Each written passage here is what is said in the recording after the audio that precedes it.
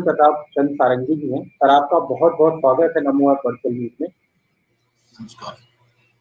और समय न लेते हुए मैं आदरणीय मंत्री जी से ही अनुरोध करूंगा कि आप अपना प्रारंभिक उद्बोधन करें। और जैसा कि हम सभी जानते हैं कि आप नरेंद्र मोदी ऐप के सबसे सक्रिय कार्यकर्ताओं में से हैं, तो हम आपसे ये भी सुनना चाहेंगे कि जो नरेंद्र मोदी ऐप है उसको आप क्यों प्रयोग करते हैं और इससे आपके सोशल मीडिया का जो संवाद है उसमें कैसे सहायता मिलती है। और इसके बाद सर हम आपसे अपने और दर्शकों से जो भी प्रश्न आ रहे हैं वो लेंगे। आदरणीय मंत्री जी, मैं आप सबको अभिनंदन करता हूं कि आपने मुझे विचार विनिमय का अवसर दिया। नमो आपकी तरफ से यह चर्चा में भाग लेना यह मेरे लिए सौभाग्य और सम्मान का प्रश्न है। समग्र विश्व भूमंडल में भारत ही एक ऐसा देश है जिसका मानचित्र स्वयं परमात्मा ने स्वहस्त में अंकित किया था। 3 दिशाओं में समुद्र मेखला और एकदम हिमालय जैसा एक नेचुरल बाउंड्री ये परमात्मा ने हमें दिया था, लेकिन हम इसको खंडित कर दिया। ये पाप का बोझ भी हमारे सिर पर है। भारत न केवल एक मृत्तिका का विस्तार है, एक अखंड सांस्कृतिक चेतना है। वेद से लेकर के आज के महापुरुष तक भारत माता की वंदना करते हैं। हमारा सौभाग्य है कि हम सब भारत में जन्म हुए हैं। दुर्लभम मानुषं जन्मं भारते तत्र दुर्लभा, शास्त्र में कहा गया है। और वेद कहते हैं माता भूमि पुत्रोम पृथिव्याः। हम जब सैया त्याग करके भूमि स्पर्श करते हैं तब विष्णु पति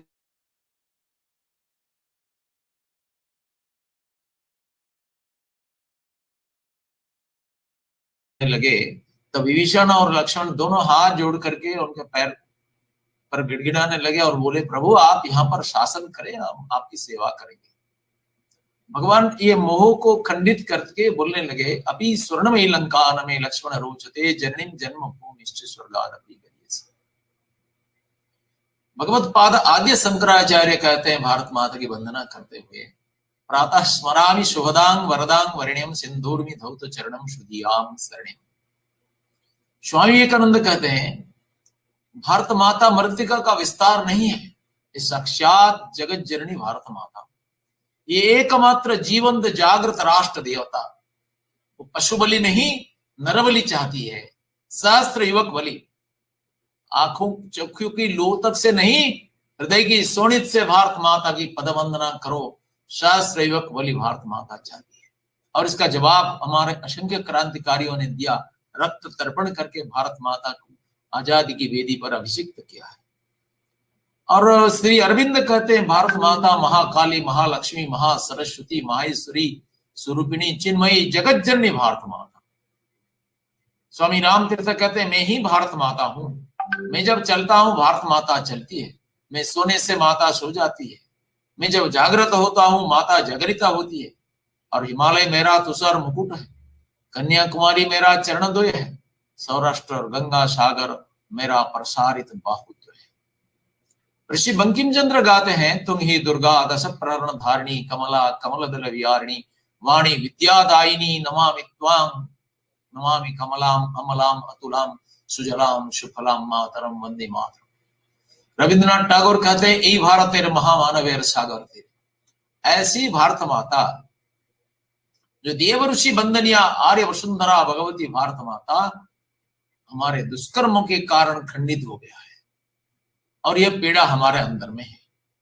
भारत की अखंडता के लिए हमारे जवान अपना प्राण को न्यौछावर करते हैं और इस भारत माता का दुर्दशा हमें सहन नहीं होता है। जब भारत माता त्राहीकर्ता की खोज में था तब कभी कभी राम आते हैं, कृष्ण आते हैं, बुद्ध आते हैं। और इस आधुनिक काल में जो भारत का समाज जीवन, अर्थ जीवन, सांस्कृतिक जीवन नष्ट भ्रष्ट हो गया है, इस समय में भी ऐसे एक त्राणकर्ता का आवश्यकता था। हम जानते हैं हजारों साल से हमारा समृद्धि, हमारा गौरव के कारण, ऐश्वर्य के कारण हम विदेशी आक्रांता लुटेरों का आक्रमण का शिकार बने। हम शास्त्र से भी लड़े, शस्त्र से भी लड़े। हमारा शास्त्र कभी कभी तो पराजित हुआ, लेकिन हमारा शास्त्र सदा अपराजय रहा। हमारा शास्त्र का अप्रतिम पाचन शक्ति कई विदेशी आक्रांताओं को भी आत्मसात कर लिया। लेकिन कई दिग्गज विभूतियों का आश्वासन के उपरांत भी भारत का विभाजन अंतिम सत्य के रूप में हमारे सामने खड़ा हो गया। इसलिए सीमा पर आतंकवाद हमारा साथ बराबर लगता रहा। भारत का आर्थिक स्वतंत्रता आजादी के बाद भी लगा रहा। महात्मा गांधी जी ने कहते थे कि जब तक 7 लाख गांव का उद्धार नहीं होता है, भारत का सामग्रिक अभ्युत्थान असंभव है।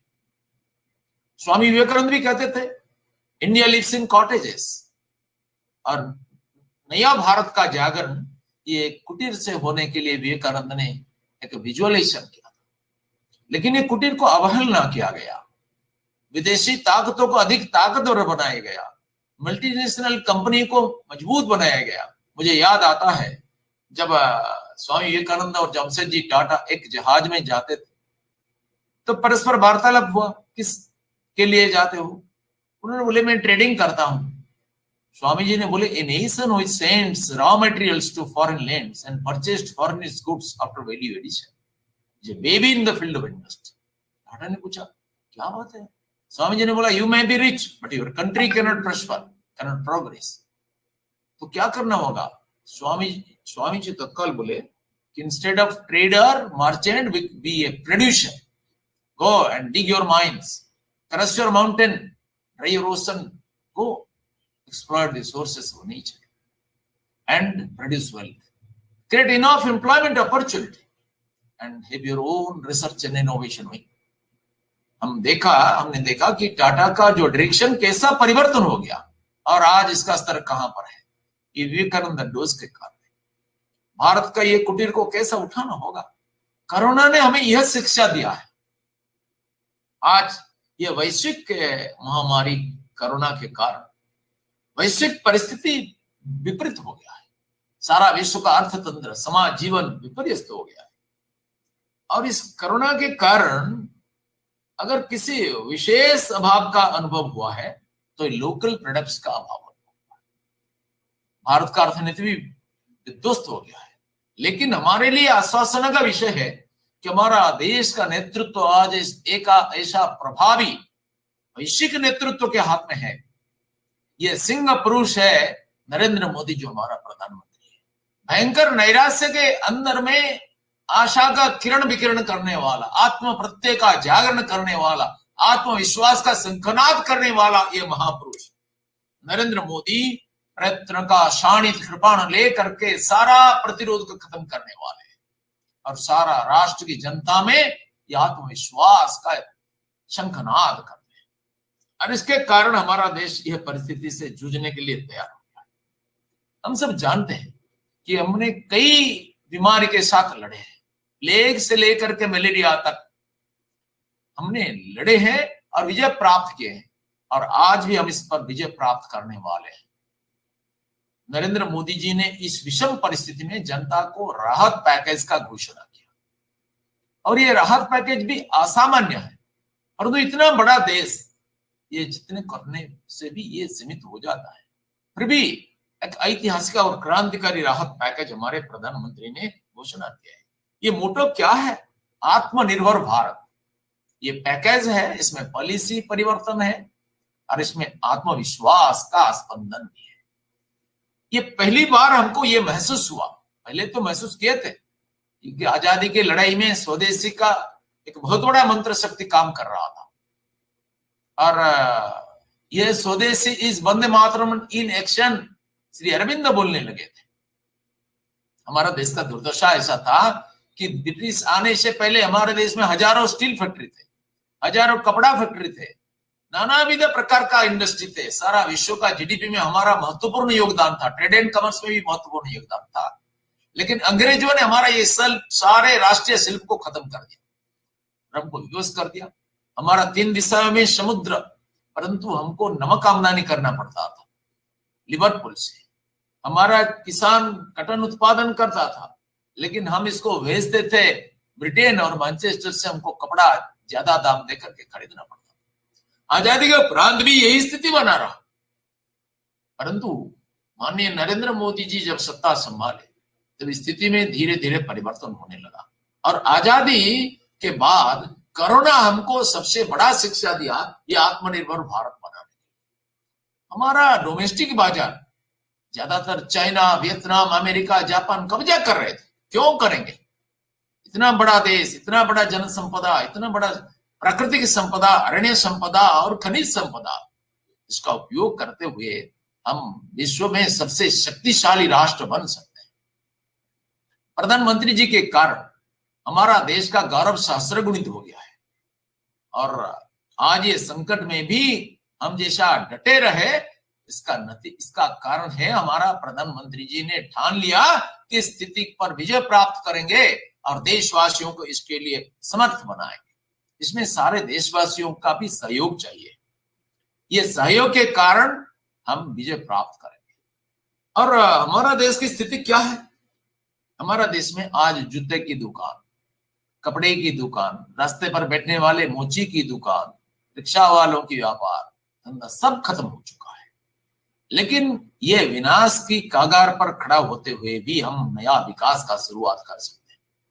जब रात्रि घन हो जाता है, हम क्या सोचते हैं कि रात्रि समाप्त नहीं होगा? No, there is no endless night. प्रभात की सूर्योदय में ये रात्रि का विनाश होने वाला है। जब बीज को हम सड़ जाते देखें भूमि पर, तब सामान्य आदमी कहता है बीज नष्ट हो चुका है, परंतु किसान जानता है कि जब तक ये बीज नहीं सड़ता है तब तक नया जर्मिनेशन नहीं होता है। ये जर्मिनेशन से पहले ही बीज की अवस्था है। इसलिए नव चेतना का जागरण, नवीन नव भारत का निर्माण के लिए ये विनाश से भी हम एक विकास का स्रोत देखते हैं। ये प्रॉब्लम को हम अपॉर्चुनिटी में परिणत कर देंगे, ऐसा नरेंद्र मोदी जी का सोच है। आत्मनिर्भर भारत अभियान से हमारा रोजगार बढ़ेगा, विकास का सीमा बढ़ेगा और अपार संभावना का हम उपयोग कर सकते हैं। हमारे नरेंद्र मोदी जी ने ऐसा सपना हमको दिखाया। ये आत्मनिर्भर भारत के स्लोगान के साथ साथ उन्होंने और एक बात भी कही, उन्होंने vocal for local products with global outreach. हम जो अब सोचेंगे कि क्या हमारा जीवन का दैनंदिन आवश्यक पदार्थ हम अपने आप में तैयार करते हैं, हमारा गांव में, हमारा पंचायत में, हमारा ब्लॉक में, डिस्ट्रिक्ट में? नहीं। कुछ पदार्थ तो ऐसा है हमारा देश में भी तैयार नहीं। हम जो ब्रश व्यवहार करते हैं, हम जो ब्लेड व्यवहार करते हैं, हम जो क्रीम व्यवहार करते हैं, टूथपेस्ट व्यवहार करते हैं, जो साबुन व्यवहार करते हैं, जो जूता चप्पल व्यवहार करते हैं, जो कपड़ा व्यवहार करते हैं, ज्यादातर विदेशों से आता है। क्यों? पहले तो स्वदेशी नहीं, पहले स्थानीय उत्पाद पर जोर देना है और स्थानीय स्तर पर यह उत्पाद नहीं बनता है तो स्वदेशी उत्पाद को खरीदना। ऐसा सोच, ऐसा पेट्रोटिज्म का भाव हमारे अंदर जगाना होगा। और विदेशों से सामान ला करके कंपोनेंट्स को जोड़ करके असेंबल कर देते हैं तो असेंबलर को हम मेड इन इंडिया नहीं मानते। सारा कंपोनेंट स्वदेश में तैयार होना चाहिए, तब हम इसको मेड इन इंडिया कहेंगे। इसलिए हमको ये सोचना पड़ेगा कि हमारा गांव में हम साबुन तैयार नहीं कर सकते हैं, ब्रश तैयार नहीं कर सकते हैं, पेस्ट तैयार नहीं कर सकते हैं, सैनिटाइजर तैयार नहीं कर सकते हैं, लुंगी, गमछा, टॉवेल, कपड़ा तैयार नहीं कर सकते हैं, हैंडमेड पेपर नहीं तैयार कर सकते हैं, हनी का प्रोडक्शन नहीं कर सकते हैं। ये सारा चीज को हम गांव में भी कर सकते हैं अगर ऐसा संकल्प शक्ति हमारे अंदर है। और इसलिए हम ये सरकार का पैकेज का भी व्यवहार कर सकते हैं, इसके बिना भी स्वयं उद्यम में भी इसको कर सकते हैं। लेकिन एक प्रबल इच्छा शक्ति होता होना चाहिए। इच्छा शक्ति, ज्ञान शक्ति और क्रिया शक्ति का समन्वय होना चाहिए, एक संकल्प शक्ति का जागरण होना चाहिए, तब हम कर पाएंगे। अगर हमारा राष्ट्र आर्थिक दृष्टि से आत्मनिर्भर हो जाएगा तब हम विश्व में भी हमारा प्रोडक्ट्स को बेच करके इंटरनेशनल मार्केट पर भी कब्जा कर सकते हैं। पहले भारत का विशाल बाजार को हमको अधिकार करना होगा। अब कोरोना के कारण जब लॉकडाउन हो गया, हम कहां से विदेशी सामान लाएंगे? इसलिए अगर हम विदेशी सामान के बिना 5 महीना चल सकते हैं तो जिंदगी भर भी चल सकते हैं। हमारा अर्थ का स्रोत विदेश को चला जाएगा। क्यों? हमारा देश का क्रीम ब्रेन, इंटेलिजेंसिया आज विदेशी के लिए धन प्रस्तुत करने के लिए अपना इंटेलिजेंस को सेल कर रहे हैं। अगर इसको हम स्वदेश में भी उपयोग कर सकते हैं, उनका टैलेंट विदेश में काम में लगता है, उनका टैलेंट को हम हमारा राष्ट्र का विकास के लिए भी उपयोग कर सकते हैं। कितना बड़ा बड़ा टैलेंट हमारा देश से चला जाता है, ब्रेन ड्रेन हो जाता है, वेल्थ ड्रेन हो जाता है, इसको रोकना चाहिए। ये आत्मनिर्भर भारत का संकल्पना का एक मुख्य दिग है और ये कोरोना वायरस हमको यह शिक्षा दे रहा है और मैं विश्वास करता हूं कि इसमें हमारा एमएसएमई और फिशरीज एनिमल हस्बेंड्री और डायरी सेक्टर का एक बहुत बड़ा योगदान है। नॉन फार्म इनकम के लिए एक बहुत बड़ा योगदान। सामान्य खेती से जो उपज होता है, किसान हमारा राष्ट्र का अन्नदाता है, आज ये भूखा है, क्यों? उनका वैल्यू एडिशन नहीं होता है, वो अपना सामान का रेट अपने खुद तय नहीं कर सकता है। सरकार जो मिनिमम सपोर्ट प्राइस देते हैं उसमें भी वो बेच नहीं सकता है, स्थानीय परिस्थिति के कारण वो कम दाम से बेचने के लिए विवेश हो जाता है। इसलिए इसका अगर वैल्यू एडिशन हो जाएगा तो अपना हिसाब से ये मनमानी करके भी उनका कीमत तय कर सकता है, अच्छा वैल्यू उनको मिल सकता है, उनका जीवन स्तर ऊंचा हो सकता है। माननीय प्रधानमंत्री जी ने इस कोरोना से उद्धार पाने के लिए कई प्रकार का पैकेज का घोषणा किया है। एक तो गरीब कल्याण योजना का जो पैकेज है उनको जीने के लिए एक राहत। दूसरी बात है उनको समर्थ बनाने के लिए जो एग्जिस्टिंग यूनिट्स जो कोरोना के कारण नष्ट भ्रष्ट हो गए हैं उनको 3 प्रकार का पैकेज दिया है। एक है 3 लाख करोड़ का पैकेज जो स्टैंडर्ड यूनिट से जो अभी तक एनपीए नहीं हुए लेकिन इस रास्ते में वो कोलेटरल फ्री लोन है, लो रेट ऑफ इंटरेस्ट में उनको मिलेगा और 4 साल उनको परिशोध करने के लिए 1 साल का प्रिंसिपल के ऊपर मोरेटरी। दूसरा है फंड ऑफ फंड जो एनपीए हो गए हैं उनको पहले से जो व्यवस्था था उनको खत्म करने का मार्ग था, सिर्फ रिकवरी करने के लिए क्रॉप करके नीलाम करके, लेकिन इसमें उनको राहत दिया गया है। तो 20,000 करोड़ का जो सबऑर्डिनेट डेब्ट फंड है इसमें उनको मदद मिलेगा, जिसमें वो अपना यूनिट को भी फिर रिस्ट्रक्चर कर सकते हैं, रीऑर्गेनाइज कर सकते हैं, पुनरुद्धार कर सकते हैं।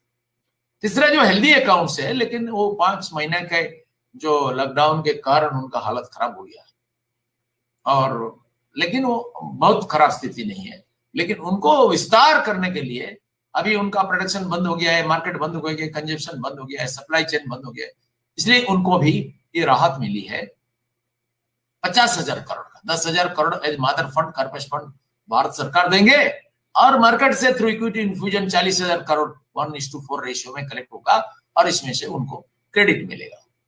फिर कई पॉलिसी सरकार 11 पैकेज घोषणा किया है, 11 पॉइंट्स पैकेज, ये जैसा कि 200 करोड़ तक कोई ग्लोबल प्लेयर्स इसमें पार्टिसिपेट नहीं कर पाएंगे, भारतीय इंडस्ट्रीज, भारतीय बिजनेसमैन, भारतीय एमएसएमई इसमें पार्टिसिपेट करेंगे गवर्नमेंट ऑफ इंडिया का प्रोक्योरमेंट में।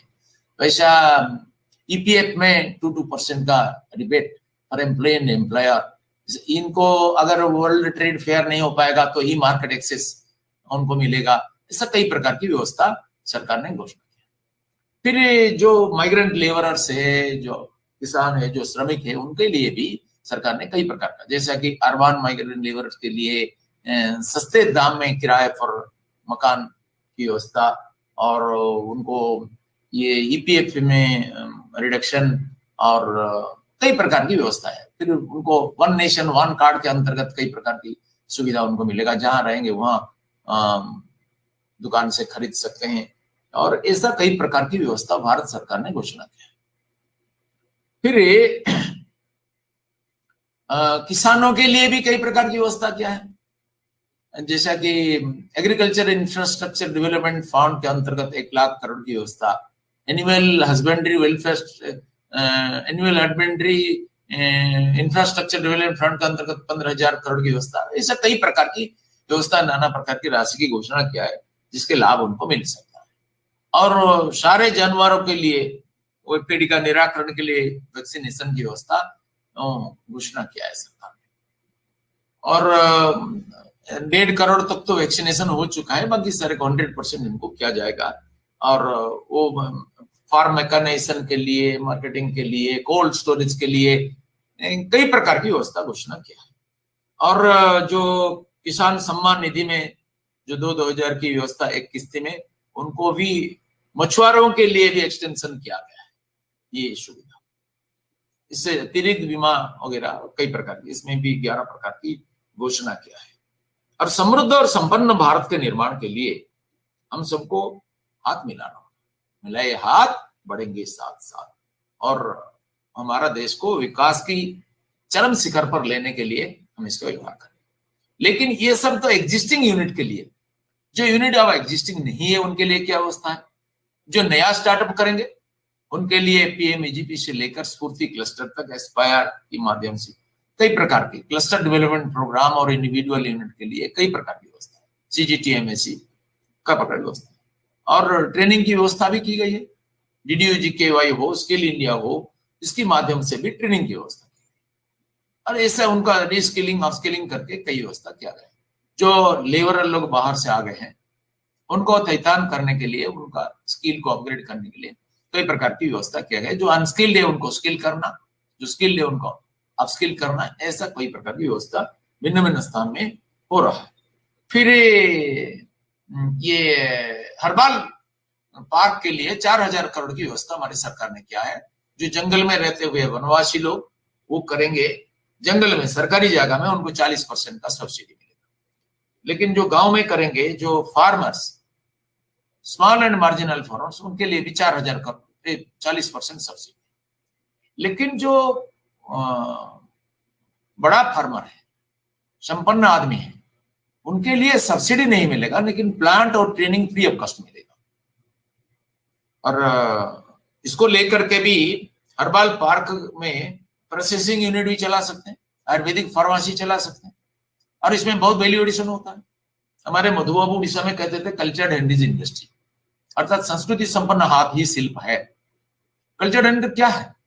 अगर आप पीस ऑफ स्टोन को क्रश कर देंगे क्रशर में तो 500 रुपीज का क्रश चिप्स आपको मिलेगा। लेकिन उसी स्टोन में आप एक मूर्ति निर्माण करेंगे, गणेश, बुद्ध, काली, दुर्गा या महात्मा गांधी का, तो इसका कीमत 50,000 रुपया भी हो सकता है। This is value addition, this is industry.